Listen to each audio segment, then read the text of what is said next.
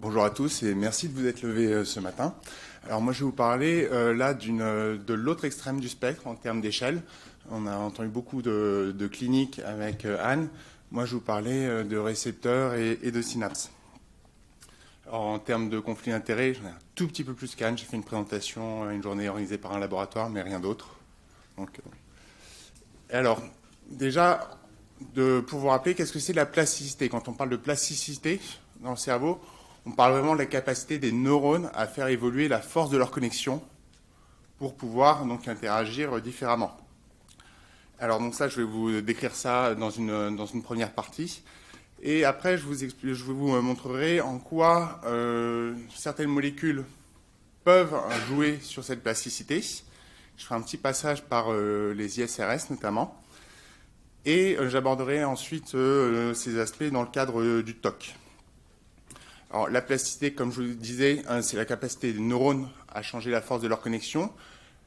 On va voir ici qu'il y a une synapse classique, on a le neurone présynaptique, le neurone postsynaptique, des cellules gliales qui les entourent, et il va y avoir plusieurs composantes. Donc, dans la plasticité, il peut y avoir quelle est la quantité de neurotransmetteurs qui va être larguée à la synapse. Donc ça dépend de la quantité de neurotransmetteurs qui est accumulée dans les vésicules.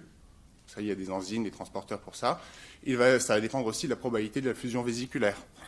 Il y a aussi une composante évidemment postsynaptique qui est souvent celle qui vient le plus en tête. Et là, ça va être quel est le nombre de récepteurs sur l'élément postsynaptique, comment est-ce qu'ils sont stabilisés aux synapses par des interactions avec des protéines d'ancrage, quelle est la taille et la forme des épines dendritiques. Donc tous ces paramètres-là vont beaucoup influencer la force des connexions synaptiques.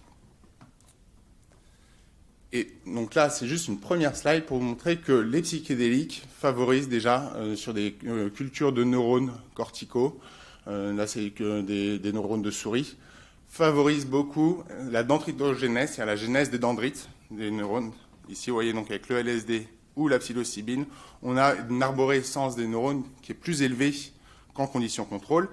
Et quand on voit ici, sur ces microscopies, donc à plus haute résolution, on voit beaucoup plus d'épines dendritiques quand les neurones sont cultivés en présence de LSD ou de psilocybine. Donc ces épines dendritiques qui sont au niveau des synapses glutamatergiques, vraiment la partie postsynaptique. Alors là, je vous ai parlé de glutamate.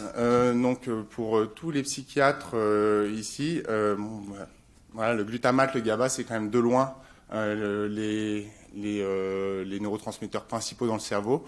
On est habitué à parler de dopamine, de sérotonine, mais c'est vraiment en termes de quantité de synapses dans le cerveau, en fait, c'est assez anecdotique.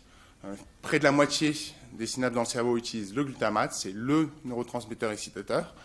30 à 40% des synapses, c'est des synapses inhibitrices au GABA, et la sérotonine, la dopamine, tous les autres neurotransmetteurs, on est vraiment à une fraction de 2% de synapses. Ça, c'est évidemment vrai, donc, quels que soient finalement les circuits examinés. Donc, c'est vrai aussi donc, dans les boucles cortico-striato-thalamo-corticales décrites dans le TOC, où il va y avoir des modulations des réseaux par des neurones sérotoninergiques et dopaminergiques. Mais dans le cortex, le striatum, le thalamus, vous voyez ici, tout le cœur de la transmission, c'est GABA et glutamate. Et c'est d'ailleurs donc, sur le glutamate qu'on a le plus travaillé sur la plasticité. On connaît aussi pas mal de choses sur le GABA. Et il y a un message ici que je vais vous passer, c'est que donc, dans beaucoup de formes de plasticité, donc même au niveau glutamatergique, vous avez sans doute entendu parler de plasticité portée par les récepteurs NMDA, par exemple, mais il y en a de nombreux autres. Dans de nombreuses formes de plasticité, le dénominateur commun en termes moléculaires, c'est le BDNF, qui est un facteur de croissance neuronale, qui arrive en fin de signalisation, par exemple avec les récepteurs NMDA. On va y avoir synthèse de BDNF in fine, par le relargage, donc par activation par du calcium intracellulaire à cause de l'activité des récepteurs NMDA. Et ce BDNF va jouer à peu près sur toutes les composantes de plasticité synaptique. Donc va jouer sur la fusion vésiculaire, va jouer sur la croissance des épines, des épines. Il va jouer sur l'insertion de récepteurs à la membrane, donc des récepteurs AMPA, qui vont jouer sur la force de la connexion électrique. Même chose du côté GABAergique, le BDNF est aussi impliqué dans la plasticité synaptique des synapses GABAergiques. Et là, ce qui est intéressant, c'est que il y a peu de temps, donc il y a 4 ans, dans Cell, il y a eu un article qui montre à quel point les antidépresseurs, en fait, peuvent jouer sur, sur la signalisation du BDNF. Et ce que les auteurs ont montré, déjà, c'est que les antidépresseurs, en fait, un peu quels qu'ils soient, que ce soit des tricycliques, des ISRS, mais même antidépresseurs rapides comme la kétamine, donc on dit toujours que c'est un modulateur NMDA, c'est pas si clair que ça. On a une liaison directe de tous ces antidépresseurs au récepteur TRKB, qui est le récepteur neuronal du BDNF. Donc là, c'est ce que vous voyez ici avec la fluoxétine. Ici, on a un métabolite de la kétamine. Ici, on a un tricyclique. Avec l'eskétamine, on a de la liaison à peu près micromolaire des antidépresseurs sur TRKB. Alors donc, les auteurs ont aussi fait un petit modèle qui montre moléculairement comment la fluoxétine se lierait à la partie transmembranaire de TRKB. Et là, ce que vous voyez, c'est ici une tyrosine, ici la tyrosine 433, qui est importante dans la liaison des antidépresseurs sur ce récepteur. Alors, là, ils ont ensuite fait toute une série d'expériences, depuis le cellulaire jusqu'au comportemental. Je vais aller très rapidement sur celle-ci, où le message de cette slide, c'est que la liaison de fluoxétine ou de kétamine ou de BDNF permet de changer le trafficking des récepteurs TRKB. Donc là, ce sont des expériences de frappe. Alors, je ne sais pas si vous êtes familier. L'expérience de frappe, c'est on prend une protéine qui est couplée à une protéine fluorescente. On va pouvoir photobleacher, c'est-à-dire éteindre la fluorescence avec un laser d'assez haute intensité. Donc on a une zone qui devient sombre. Et on regarde après le temps nécessaire pour la fluorescence pour récupérer. Et ça renseigne sur la diffusion des récepteurs à la membrane. Parce qu'en fait, les récepteurs, pour qu'il y ait la fluorescence qui vienne, il faut que les récepteurs viennent de l'extérieur. Donc si vous voyez ici en condition contrôle, sans BDNF, sans fluoxétine, sans kétamine, vous voyez ici une épine dendritique. Et lorsque l'on bleach, après, on a très peu de récupération de fluorescence dans l'épine dendritique. On ne la voit plus, en fait, sur cet enregistrement. En présence d'antidépresseurs, on récupère beaucoup plus facilement de la fluorescence, c'est ce que l'on voit ici. Ce qui va peut-être plus vous intéresser, c'est l'expérience comportementale en modèles animaux, modèle murin, avec des souris où on compare des souris sauvages et des souris knock-in dans lesquelles la tyrosine dont je vous ai parlé, qui est importante pour la liaison des antidépresseurs, est mutée en phénylalanine. Et ça change de 2 ordres de grandeur l'affinité pour les antidépresseurs. Et ce que l'on voit, pardon, je vais passer là-dessus parce que ça risque d'embrouiller. Ce que l'on voit, c'est que dans les modèles animaux de dépression, on a un effet antidépresseur de la fluoxétine, de la kétamine, qui est perdu chez les souris mutées où on a perdu la liaison sur TRKB. Donc là, dans ces expériences, on n'a absolument pas touché à la liaison de la fluoxétine à l'ISRS, on n'a absolument pas touché à la liaison de la kétamine au récepteur NMDA. Tout ça, c'est strictement inchangé. Par contre, on a touché à la liaison de ces molécules sur TRKB. Donc ça, les auteurs ont pu faire ça avec plusieurs types d'expériences comportementales. Soit le force swim test, où on prend en fait une souris, on la met dans une bassine, et la souris, elle n'aime pas être dans l'eau. Donc qu'est-ce qu'elle fait? Elle cherche une plateforme pour essayer de sortir de l'eau. Ce qui se passe, c'est qu'une souris déprimée va se décourager plus vite qu'une autre. Donc si on met dans une bassine sans plateforme, la souris qui est déprimée va s'arrêter de nager, va juste se mettre à flotter beaucoup plus vite.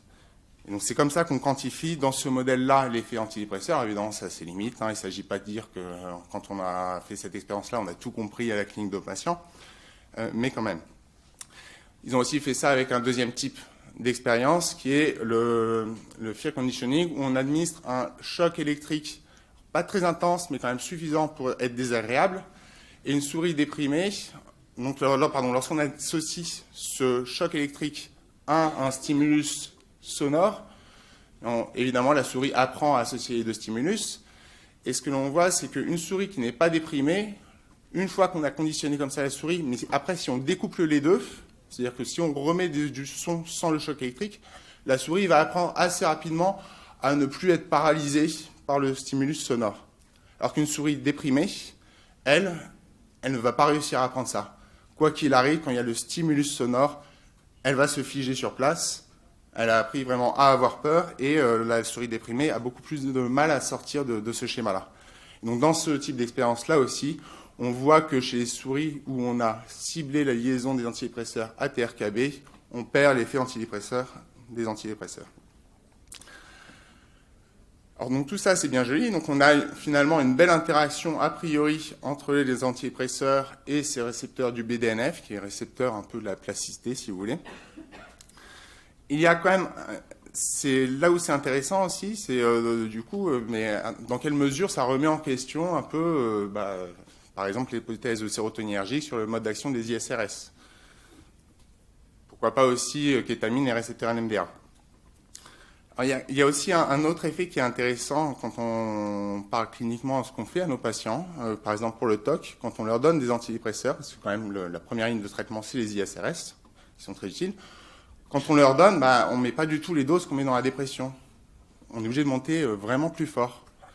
Et on arrive à des concentrations vraiment nettement au-delà du micromolaire d'antidépresseurs dans le cerveau. Parce que déjà, le micromolaire, c'est ce qu'on atteint avec les doses qu'on utilise dans la dépression.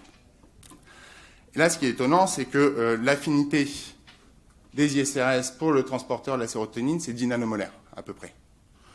Donc là, si on prend une courbe de liaison, si vous voulez, donc d'occupation du transporteur de la sérotonine pour... si on prend une courbe de liaison sur des ISRS sur un transporteur de la sérotonine, voilà, si on est à peu près à 10 nanomolaires, là on a à peu près 50% d'occupation. Finalement, avec nos concentrations atteintes en clinique, on se retrouve ici. Et là, on nous dit, pour avoir un effet clinique, il va falloir monter davantage la posologie ISRS quand on traite un TOC. Si dans le TOC et dans la dépression, la cible c'était le transporteur de la sérotonine, on serait déjà complètement saturant. Donc l'intérêt d'aller encore plus saturer le récepteur avec nos molécules, c'est quand même surprenant. Sur le papier, c'est censé avoir aucun intérêt.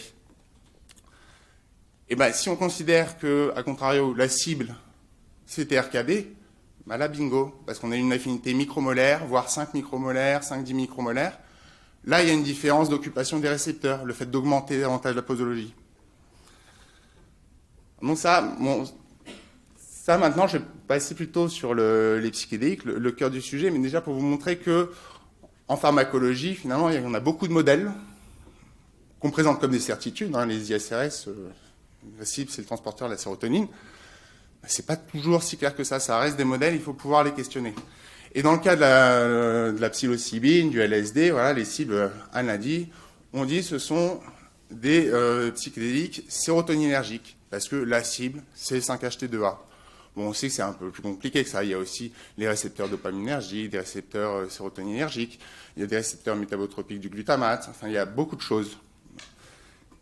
Mais ce qui est intéressant, c'est que la même équipe qui a travaillé sur les antidépresseurs classiques a montré donc l'an dernier qu'on a une liaison directe aussi des psychédéliques sérotoninergiques à TRKB. Donc ils ont travaillé notamment sur la psilocybine et le LSD. Et ce que vous pouvez voir, c'est que en reprenant la même mutation tyrosine en phénylalanine qui est aussi importante dans la liaison du LSD, on perd l'effet de la dendritogénèse ou de la synthèse d'épines dendritiques procurée par le LSD et par la psilocybine. Déjà, premier argument, on peut dire déjà en termes de plasticité, la liaison à TRKB a sûrement un grand rôle. Alors ça a été quantifié, donc là évidemment, parce que là je vous montre quelques photos, évidemment les auteurs ont sûrement choisi les plus belles photos qu'ils avaient. D'accord. Et ça a été quantifié, et effectivement, on perd avec en mutant TRKB, on perd la liaison, l'effet du LSD et de la psilocybine. Et ce qui est intéressant, c'est que si on fait les mêmes expériences, mais là pas avec des neurones de souris mutés, mais en co-administrant un antagoniste des récepteurs 5-HT2A, donc là c'est cet antagoniste-là, ils auraient pu aussi utiliser la kétancérine, peu importe, Eh bien, en présence de cet antagoniste, on n'a aucun effet sur la dendritogénèse et la genèse d'épinendritique. Donc là, on a vraiment inhibé 5-HT2A, on met les psychédéliques, on garde la capacité de plasticité synaptique dans notre système. Et à contrario, donc chez les souris, on a ici des beaux effets antidépresseurs du LSD qui sont perdus chez les souris mutantes, encore une fois, on a muté TRKB. Et ce qui est intéressant aussi, c'est qu'on n'a pas d'effet, encore une fois, en co-administrant à la souris un inhibiteur de 5-HT2A sur le phénotype dépression. Alors qu'on garde un effet sur ce qu'on appelle les head twitch, qui sont un proxy de l'effet hallucinogénique des psychédéliques chez la souris, quand on met le LSD et la psilocybine. Donc là, un bon argument pour dire qu'on peut dissocier en fait l'effet antidépresseur, notamment, de l'effet hallucinogène des psychédéliques. Voilà, donc c'est quand même très intéressant parce qu'on a potentiellement une cible commune entre les antidépresseurs et les psychédéliques au niveau moléculaire. Donc sachant que voilà, si on dit les ISRS c'est une thérapeutique de choix, eh bien ça donne envie de dire les psychédéliques ça a l'air d'être intéressant. Et ce qui est encore plus intéressant, c'est que contrairement à kétamine, fluoxétine, les tricycliques, tout ça, ils ont tous des affinités micromolaires pour TRKB. Ce que les auteurs ont mesuré ici, c'est que l'affinité pour le LSD, pour la psilocybine, est 3 ordres de grandeur supérieurs. Donc là, il y a un potentiel vraiment intéressant, si on suppose évidemment que c'est bien le mécanisme d'action. Attention, parce que ça peut être encore très controversé. Il y a évidemment des biais dans l'étude que je vous ai présentée.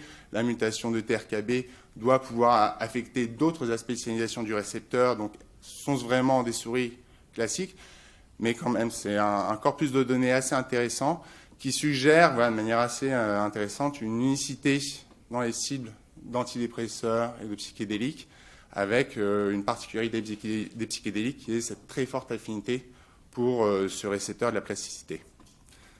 Voilà. Merci.